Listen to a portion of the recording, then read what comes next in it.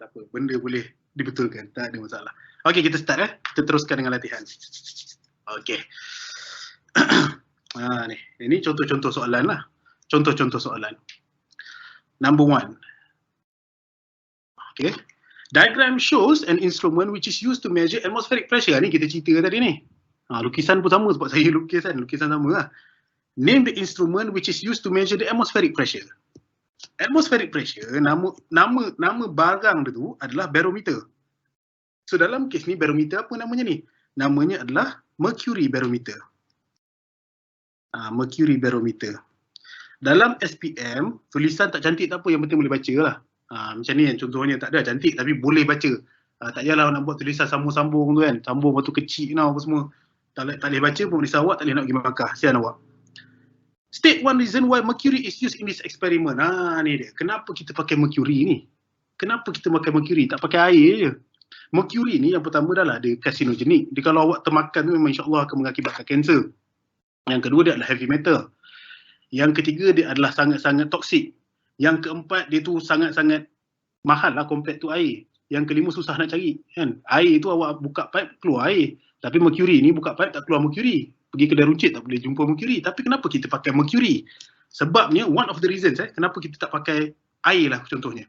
Yang pertama, kita tengok atmospheric pressure is equal to pressure yang dirasakan oleh mercury tu tadi. Yang mercury tu rasa. Mercury tu apa? Mercury tu adalah liquid rho Hg. H tu apa? H tu ni lah dia. Berapa tinggi dia naik ni. Itu H dia. So maknanya, kalau kita nak tengok ketinggian benda ni lah contoh, ketinggian benda ni. So kita akan dapat atmospheric pressure is equal to pressure of mercury is equal to rho Hg. Saya ulang balik ni Kita nak tengok H, ketinggian. Kita in term of ketinggian dulu. So H is equal to pressure of mercury divided by rho dengan G. Rho dengan G. Katakanlah saya tukar kepada liquid yang lebih rendah dia punya density dia. Liquid lebih rendah pada density dia contohnya. Liquid lagi rendah daripada density dia, lebih rendah density dia. Pressure yang dirasakan oleh mercury tu sama tak?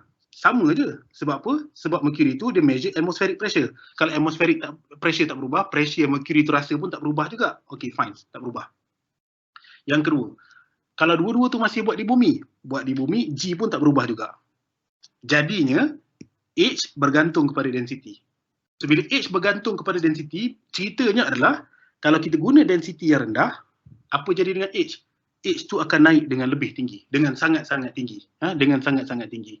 Cerita pendeknya, kalau awak guna air, kalau kita buat pengiraan lagi elok lah, tapi cerita pendek je lah masa berasa untuk. Kalau guna air, H tu akan naik sampai lebih kurang dalam 10 meter.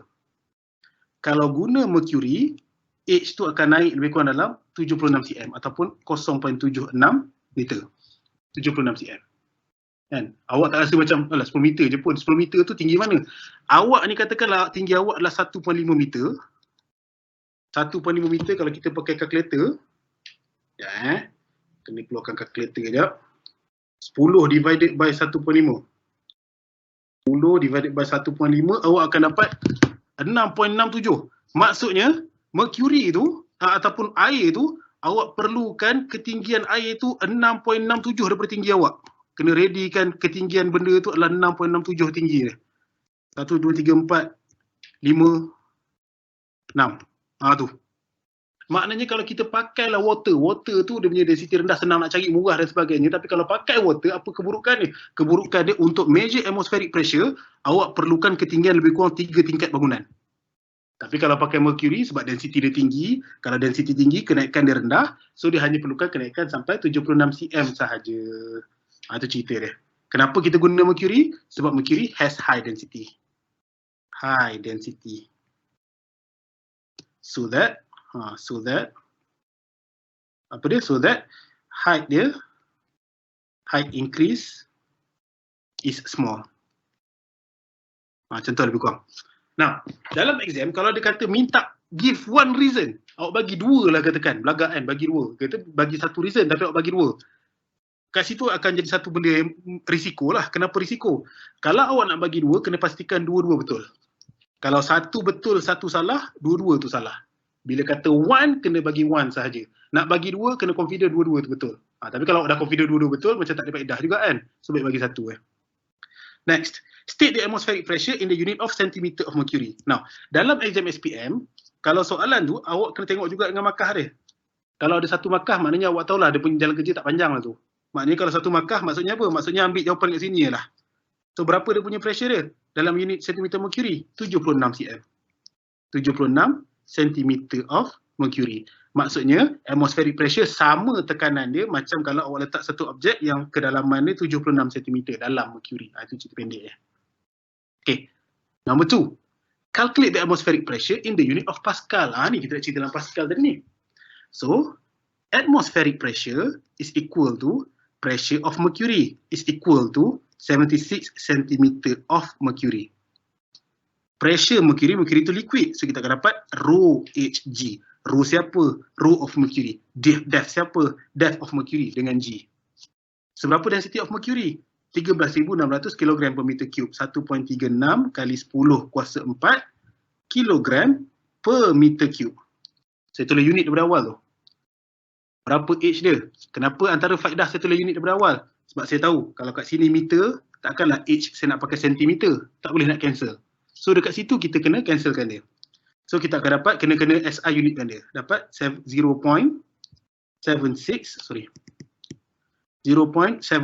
meters. G, berapa G? Kalau buku lama dia pakai G10. Tapi kita pakai 9.81 meter per second ataupun meter per second square lah biasa kita sebut. So kita akan dapat dekat situ 1.36 kali 10 kuasa 4. Sekejap ni pakai kalkulator. 1.36 kali 10 kuasa 4 times 0.76 times 9.81.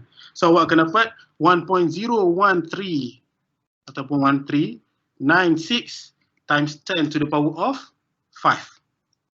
Apa unit dia? Macam saya cakap tadi. Kalau awak nak unit kat sini SI unit, pastikan semua dekat sini ni, semua dekat sebelah kanan ni SI unit. Kita check. Density, kilogram SI unit, meter SI unit, lulus. Depth, meter SI unit, lulus. G, meter SI unit, second SI unit, lulus. So terus automatik awak tahu unit dia adalah Pascal. Itu cerita pendek dia. Okay. Next, yang seterusnya soalan number 2. Soalan number 2. Diagram 2.1 shows the reading of Bourdon gauge before the piston of a bicycle pump is pushed inward. Ni sebelum dia tolak. Diagram 2.2 shows the reading of the same Bourdon gauge when the piston of the bicycle pump is pushed inwards. Bila dia tolak. Soalan dia. Ni sama juga ni. Dalam SPM tolong ikut arahan. Dia kata apa? Tick the correct answer in the box. Bila kata tick correct answer in the box, tolonglah tick dekat box dia. Jangan tick kat luar. Jangan tick kat sini. Ataupun jangan buat macam mengundi. Dia suruh tick, awak buat X contohnya. Ikut arahan. Bertindak mengikut arahan. Itu dia. Bourdon gauge can measure apa? Gas temperature ke gas pressure? Takkanlah temperature termometer. So tulislah situ gas pressure. Jangan dalam SPM nanti awak buat X macam tu. Takut nanti, in case lah, takut kita pun tak tahu kan. Kot lah kalau dia strict kan, dia kata nak tick je. Jangan kalau buat X salah, contoh. So sayang lah awak salah benda-benda yang tak sepatutnya. Konsep ada lah, tapi tak ikut arahan. Contoh. Untuk selamat, ikut je arahan. Compare the volume of air inside the bicycle pump. Volume of air. Diagram 2.1 dengan 2.2. Volume of air mana lagi banyak? Diagram 2.1, ni volume of air dia. Diagram 2.2, ni So, lagi besar dekat 2.1. So, tulis je kat sini. So, cerita pendeknya, volume of air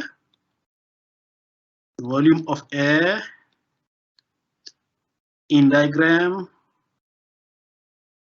2.1 is greater than diagram 2.2.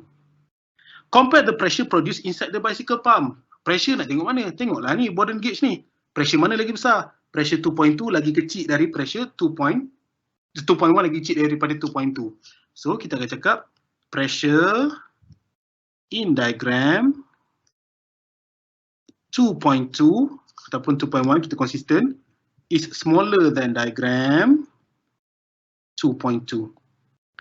Compare the number of air particles inside the bicycle pump. Air particle pula dah inside the bicycle pump.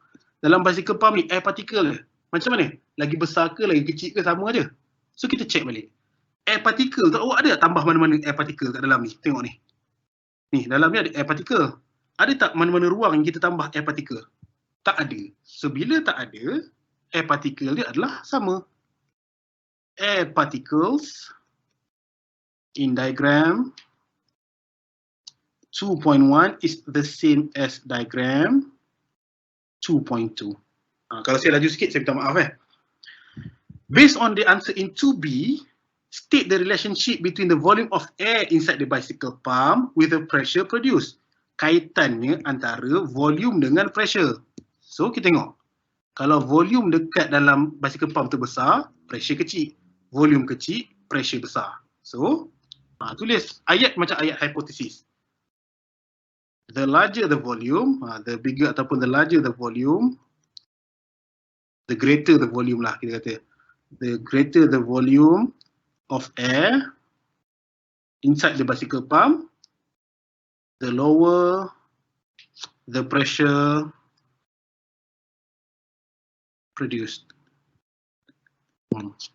Sorry, saya kalau tulis macam laju-laju sikit ni tulisan jadi macam kurang cantik sikit.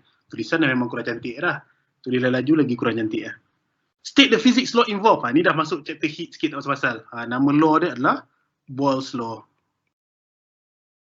Ni. Heat dia tak adalah Pascal ataupun Archimedes ataupun Bernoulli tadi. Kenapa? Sebab Pascal, Archimedes dan Bernoulli itu principle.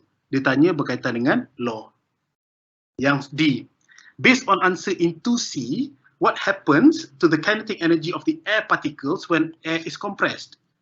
Bila air tu kita tolak ke sini, apa jadi dengan dia punya kinetic energy? Adakah dia bergerak dengan lagi laju? Dia lagi laju ke lagi perlahan?